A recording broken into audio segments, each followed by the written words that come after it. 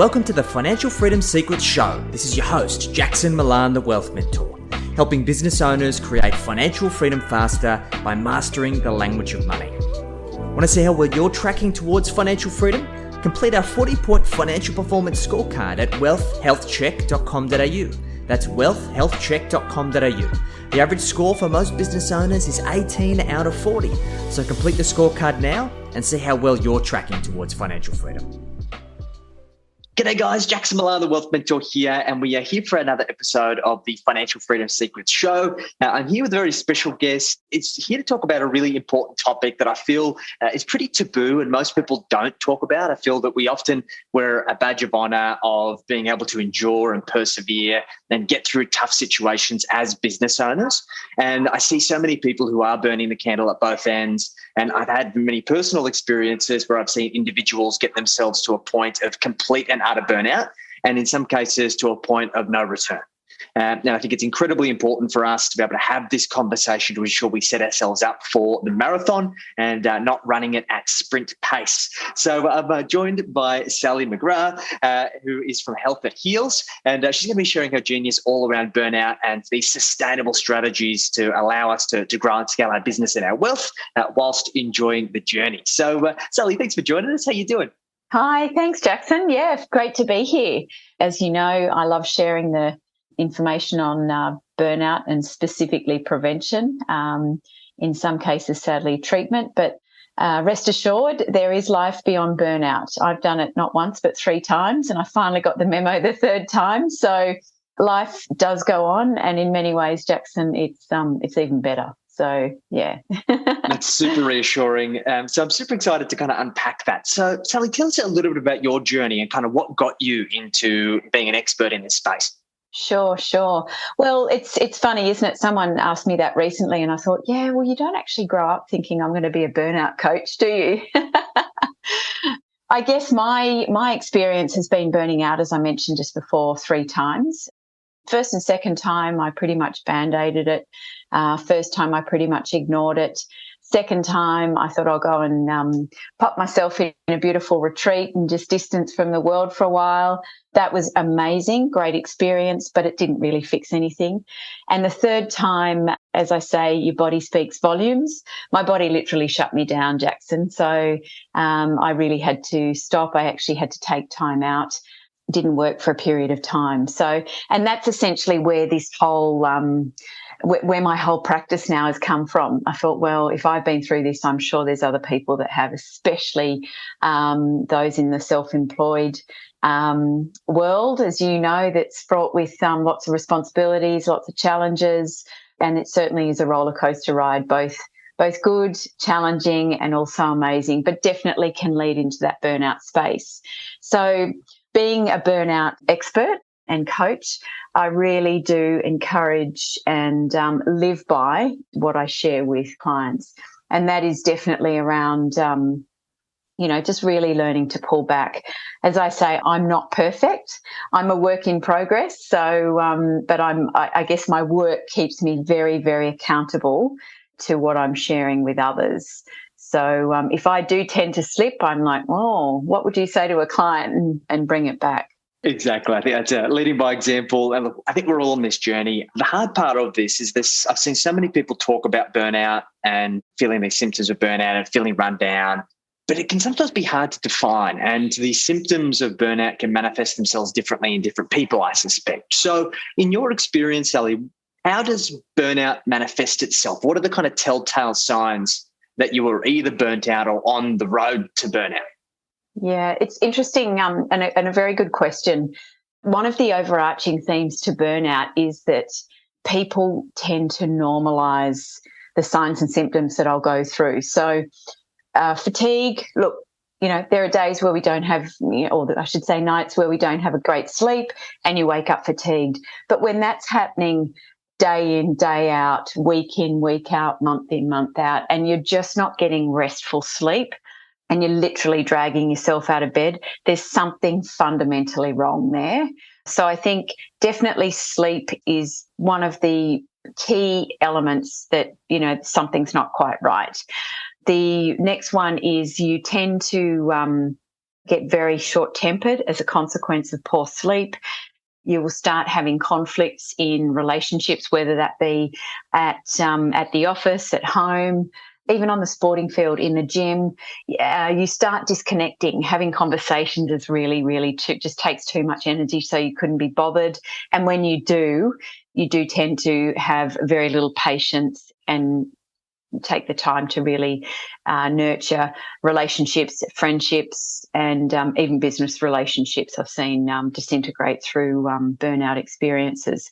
Some other signs are just disconnection from life. So things that you used to really enjoy that you have no interest in, absolutely zero interest, zero energy, and no enthusiasm. As I say, that happens with interest, hobbies, even your business. You start procrastinating on stuff that you're doing in your business. I mean, hey, we're all self-employed because we have a passion about what we do.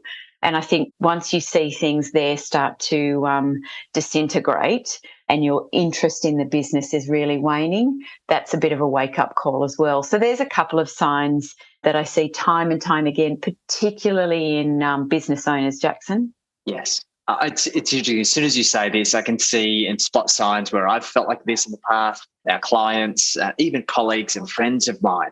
And the interesting phenomena here, I find, Sally, and I don't know if this has been your experience as well, is that most people don't necessarily come to terms with all of these things that they actually mean burnout. They sometimes just, as you mentioned, they just accept them and they're like, yeah, it is what it is. I'm just not getting great sleep for whatever reason, or I've just had enough of people. There's very much a blasé kind of like blow it off kind of thing. And then it's not until they actually get to that tipping point that they realise that they're actually only firing on two cylinders. Is that the typical experience where people just like push themselves beyond the brink before they even realise that these are the telltale signs of burnout? Absolutely. And going into that normalisation of feeling poorly, fatigued, tired, short fuse, etc., normalising that is a sure sign that that someone is burning out. I actually almost call it a Stockholm syndrome. So you just start to empathise with how you're feeling. You go, well, this is my normal. Just get on with it. You know, I'm just used to feeling that I'm, as you say, running on two cylinders. And as soon as you can identify that and really start to see where things aren't right, and just, I know people are running businesses, so we really need to keep going. However, it's the pace at which you keep going. And I think linked into that too, for high achievers, which are highly likely, you know, business owners, startups, takeovers, mergers, etc., you do have that perfectionist tendency.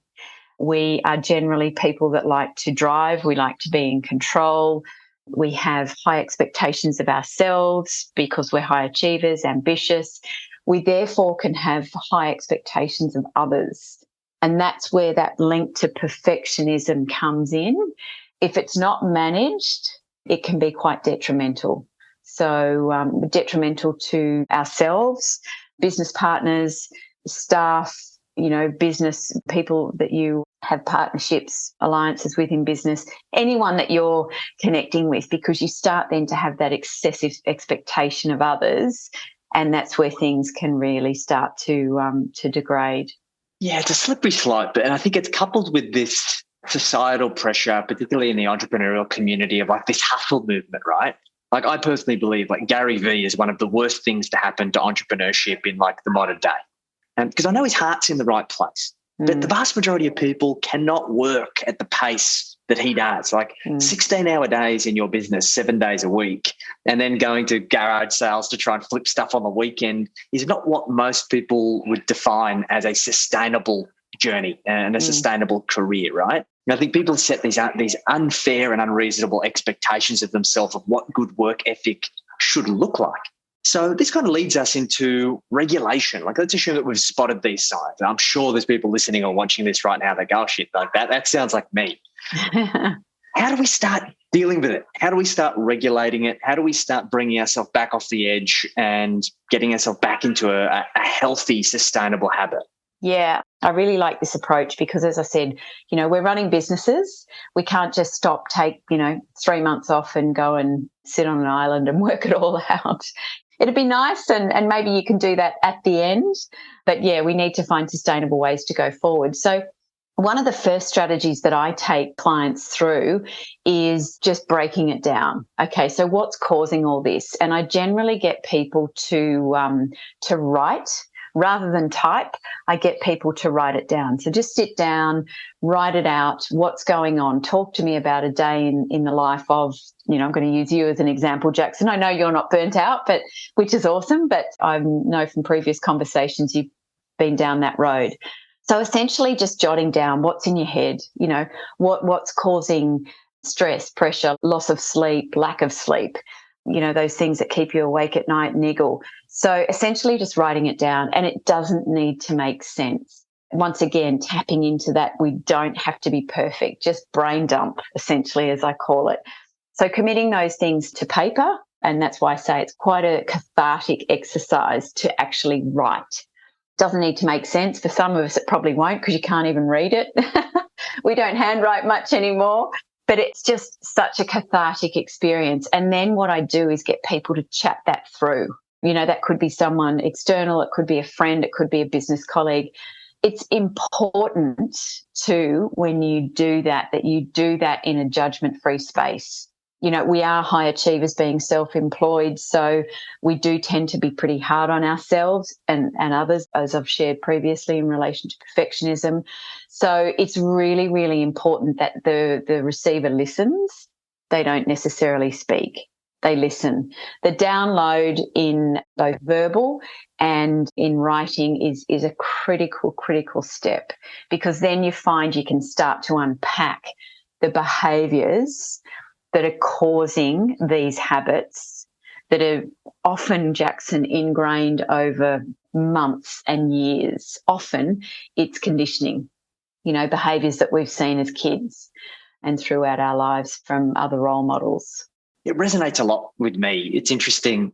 I've got myself in a bit of trouble. I think most of us blokes do. We're problem solvers, right? Particularly with our partners. Our partners come home from a day at work and they just want to decompress and kind of just let it all out and complain about whoever did whatever that day. And as us blokes, we go straight into problem solver mode.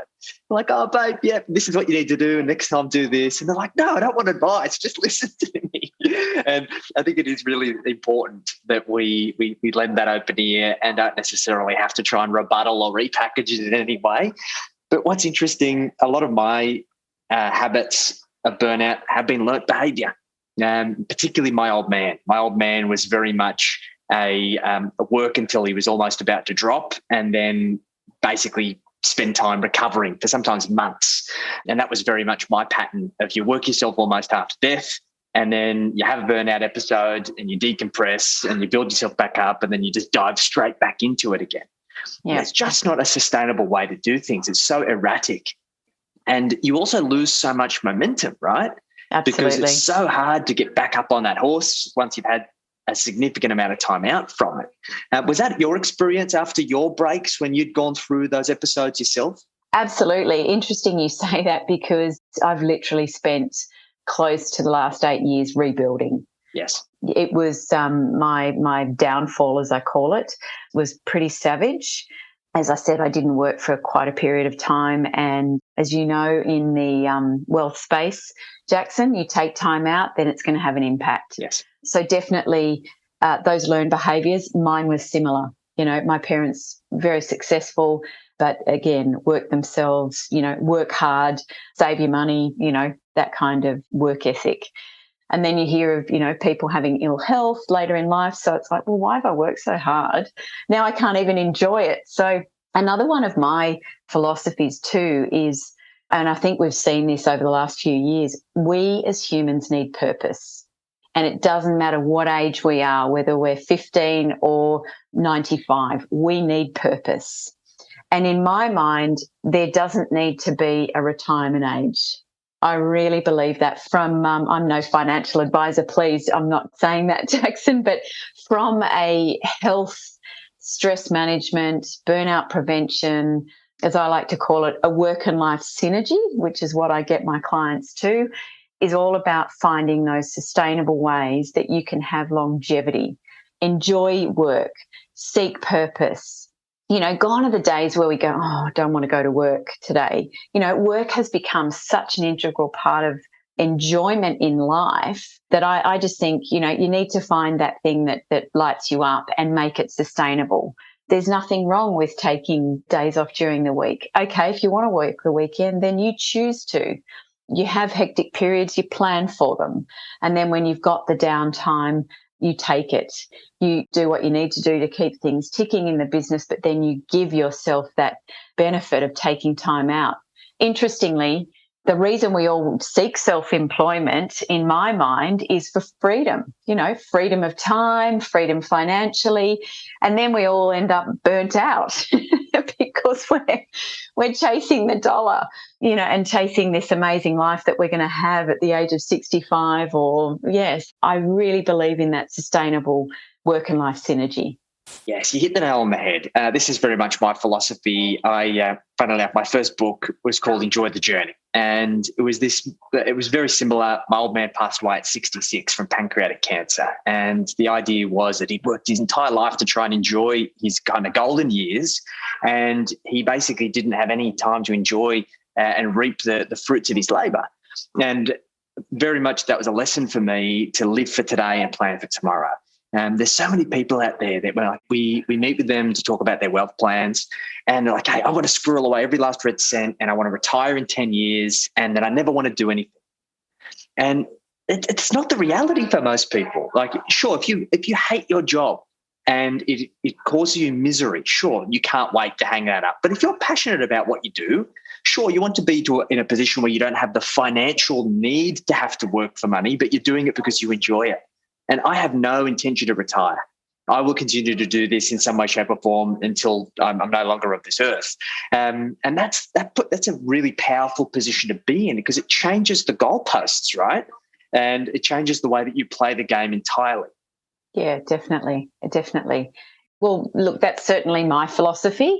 And when I work with people to reframe their, conditioning, essentially, as we've touched on, it is just so important to find that peace that drives you, that you can, chip away at. You don't have to have it perfect in, a year. I think one of the things that I heard many years ago, and it was in amongst this time of turmoil and rebuilding and questioning and all that sort of stuff. Someone actually said to me, if you haven't made it by 50, you're cooked, you're done. I was quite shocked by that. I think I went away and cried into my coffee and thought, oh, gosh, okay, what do I do now? And then I just thought about it and I just thought, 50, you're just getting going. You're just finding out who you are. You're getting to that point where you're like, no, I'm not taking rubbish anymore. I know who I am. I know where I'm going. I know what I want. I certainly know what I don't want. And I think 50 is actually quite an amazing age, because gone are the days where you get to 55 and you retire. I'll use the term, that's old school in my mind. And I actually went back and challenged that person on that. And I said, so, what are your plans for 51? Will you have made it, or, where are you going? So reframing those conditioned behaviours. And that's where that came from. It wasn't horrible. It was just conditioning from that particular individual. So a lot of the work that I do too in the treatment and prevention of burnout, Jackson, is very much about reframing thoughts, behaviours, patterns, and creating what I like to call new rituals, which really link well to creating that work and life synergy. Makes a lot of sense. Yeah, I've adopted some of these things myself, just basically school of hard knocks. I need ways to decompress and kind of regulate. I'm a typically very emotional person. I'm also very driven, and I have the risk of falling into my work and kind of overcommitting to it. And I'm sure that's pretty common in the business community. And as you can see behind me, I've got my guitar over here. About 12 months ago, we bought a beautiful farm up in Far North Queensland and set up an animal sanctuary. Prior to that, we spent a year traveling around Australia in a four-wheel drive, and we did all of these things intentionally because these were the things outside of business that would give us purpose and give us fulfillment, and give us something to look forward to. And these are just some of the strategies that I've implemented to force myself to decompress. What are some other things that people can consider around making sure that they've got those tools to regulate and keep themselves in check, where they don't just allow their life to be their business, to be their work? Yeah, good question. And I think you've touched on a really good point. It's so empowering to have those, what I call big wins. So, you've taken time out and travelled to Australia. That's fantastic. And I think that really gives you the opportunity to seek gratitude in what you do have. Also find simplicity in life, which I think is seriously, seriously powerful. And interestingly, that is the link to a lot of burnout. We've just overcomplicated so much and just filled our heads and our lives with always doing. We have so little downtime. We're always doing, planning, being, thinking ahead and not being in that moment. So a couple of little strategies that I share and people do, they look at me and they go, I can't do that. And it's like, well, to just digress for a second, Jackson, I have a phrase that I call, I will be firm, but I will be fair. So, because I want people that I work with to get results. They don't work with me just to sit and have a chat. I want results and I want them to, improve their lives and get results. So I have this firm but fair approach. So I will let people, go, and then I will call people on it. So one of the strategies that I said that I apply, and it's very, very, very simple, but when you're coming from such a stressed out, burnt out position, simplicity has gone. So something that is really important in the early days of treatment is literally putting in your diary, get up, go for a walk. And that might be 5 minutes, it might be 10 minutes, but I actually get people to put a note in their diary, set an alarm in phones. So, and I know this sounds simple, but we have completely forgotten to do that. And I think as a business owner, you can relate, because I'm the same. If I get in that zone of genius, as I call it, I could sit at my computer from 8 o'clock till 8 p.m. and look up and go, oh, it's dark. And I've done that. As I said, I'm not perfect, so I have done it and I've called myself on it. Is so important to do that disconnect. That is probably one of the simplest yet most powerful strategies that I can share to really start to interrupt that pattern, because that's what it is. It's a pattern that we've created, and then out of the pattern, the behaviour, and then, the whole spiral, as I call it, into burning out. There's so many deep connections to wealth and business with this philosophy. And like we always say, simple scales and complex confuses. Like there's very few situations where you make it more complex that it works out for the better. They're just typically more things that can go wrong.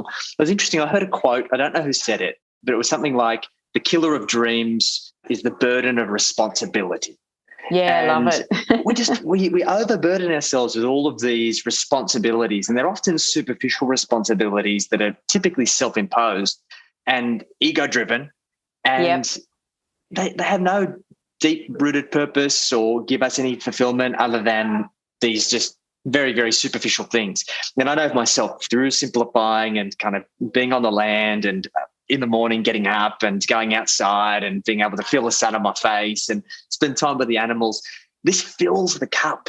And I think that's the problem, right, for all of these individuals, that if they view their energy source as a cup, they've got all of these things that are depleting and taxing from this cup. And it's just, burnout is inevitable. It's a matter of time. And there's very little that is filling that cup back up. Totally. It's an interesting situation. I call it escaping the matrix. Love it.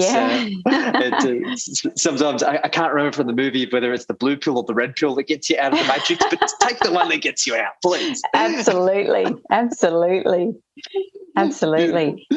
So when we talk about how this works, like, this is deep work, and this is obviously something that we need to do over time. Even you've attested, and I can attest to this, we're not perfect. We're human after all. We're going to go through peaks and troughs, I suspect. burnout is going to manifest itself differently over the course of our lives. So what does a typical working relationship look like for you with your clientele? If you want to kind of talk us through the kind of mechanics of how that works. Yeah, sure. So the program that I've created, my one-on-one program, is essentially tried and tested on me multiple times. I take people through an experience really of a package of 12 sessions, and there is a framework that I have. Everybody shows up differently, and that's why it's myself. Self-employed. We all tend to have square pegs in round holes. And that's what I love, and that's how I see everybody. We're all different. We're all unique. We're all going to have different experiences with burnout. So, yes, I have a framework, but every person's experience is different. So we essentially start with a framework, and I take people through what I call a circle of life, which benchmarks numerically where they're sitting at, and we support that with anecdotal evidence. We do that not once but 3 times through the program, so over the course of 12 sessions. And that's where you start to see the changes. And that's where, as I said, I bring in that firm but fair style of coaching. I think the other important thing is we're self-employed, so we want to see, we want to see improvement. We want to see some numbers and some benefits. So people go through a burnout assessment, and that, I think, is probably one of the most cathartic, again, experiences, because most people come in going, oh, yeah, I'm a bit stressed. But when you look at it on a scale and how it's really starting to erode quality of life and consequently work, potentially business performance, is where people see, okay, I really need to do the work. So we go through a 12-session program and meet once a week. I do make it consistent because my methodology is that long after we've finished and individuals are well on the road out of burnout, that they carve out that period of time that we've spent together for themselves in going forward. And that's what I find sets people up for success and consistently supporting themselves to remain burnout free. Beautiful. I think everyone needs these tools, like whether you are feeling burnt out at the moment, even if you feel that you're on top of the world. We're always going to go through these phases. And as you've mentioned, this is about prevention. Sure, there's times where we do need to resolve things that are coming up, but getting ahead of this is the best position to be from my perspective. And it's sometimes a little bit counterintuitive that the more you focus on this stuff, the more results you're going to see in other aspects of your life, whether it be in business, whether it be in your wealth, whether it be in your relationships. Sometimes we've got to start here and remove those invisible ceilings that are kind of caging us in, so then we can ascend to that next level. So this is awesome. So Sally, if somebody listen to this or watch this and they've really resonated with what you've had to say, how are they best to get in touch with you? Reach out directly, my email, phone. I'm human. I like to talk to other humans. So you can pop onto my website, make a booking, have a chat. It's a space where people tend to get very vulnerable. So I think it's really important that you build a relationship.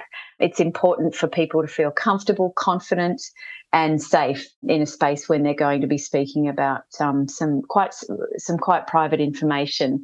It's funny, I remember my client, that's one of the things clients say again and again, I've never felt so safe and to be able to be vulnerable. And these are high-performing people. So, and it's funny, I shared with a client recently, I said, I've always been that go-to girl. I remember even at school, people had come to me and go, oh, I just need to talk. Can you listen?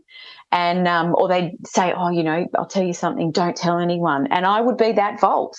So, okay, maybe I didn't know I was going to, end up burnt out and take that into a coaching clinic. But there you go. That's clearly an inherent skill and capability and intuition. So, but yeah, definitely. Going back to, I love to chat, as you can see and hear, Jackson. Going back to connecting with me, phone, which I'm sure you'll pop on the links to this podcast, and my email, website. Pop on, read a bit more about me, have a trawl around. Is there something that, comes up as a question? I'm on Instagram regularly and LinkedIn as well. So you can catch me there.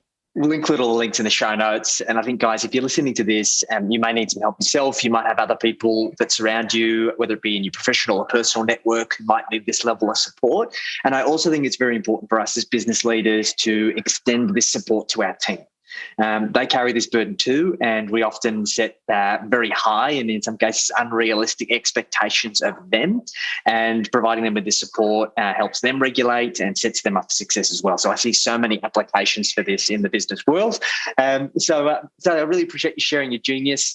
We'll be sure to include all your details. And guys, if you enjoyed this episode, make sure that you drop us a follow, share this with your network, and make sure that you complete our 40-point financial performance scorecard so we can help you get on track for financial freedom faster using all of the skills that we've spoken about today. Sally, appreciate you making the time, and we'll catch up again soon. Fantastic. Thanks, Jackson. Take care.